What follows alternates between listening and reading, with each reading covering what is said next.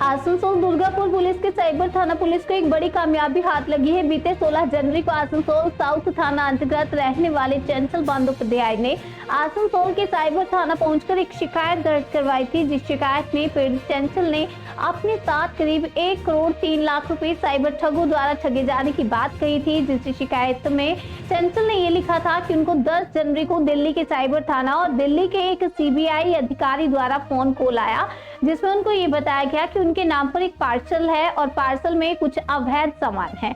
जिस पार्सल को मंगवाने में उनके आधार कार्ड का इस्तेमाल किया गया। ऐसे में इस मामले में उनकी संलिप्तता बताई जा रही है, जिसमें उनको गिरफ्तार किया जा सकता है।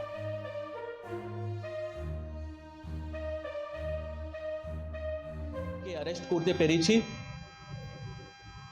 এবং এই যারা তিনজন যাদেরকে দিল্লি থেকে অ্যারেস্ট করা হয়েছে এদেরকে আমরা পুলিশ কাস্টাডিতে নেব और देखबो कि এখানে और কোনো অ্যাসোসিয়েটস এই পুরো র‍্যাকেটতে ইনভলভ আছে কি নাই।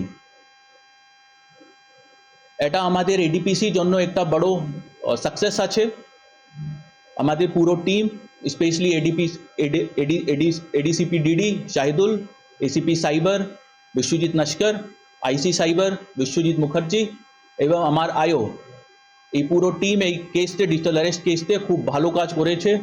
প্রফেশনালিজম ভাবে এই তদন্তকে শুরু করেছে এবং এখনই ভালো করে এই তদন্তকে চালাচ্ছে। আমি অন্তত এটাই বলবো কি এই ডিজিটাল অ্যারেস্ট নামে কোনো জিনিস হয় না। রুল অফ লতে এই রকম কোনো ডিজিটাল অ্যারেস্ট কোনো প্রভিশন নেই। ডিজিটাল অ্যারেস্ট একটা বড় স্ক্যাম চলছে। এটা আমি আপনাদের সকলকে বলবো কি যখনই এই রকম কোনো কল, অডিও কল या ভিডিও কল আসবে, ডিজিটাল অ্যারেস্টে ভয় দেখাবে, ইমিডিয়েটলি লোকাল থানাকে আপনারা ইনফর্ম করুন।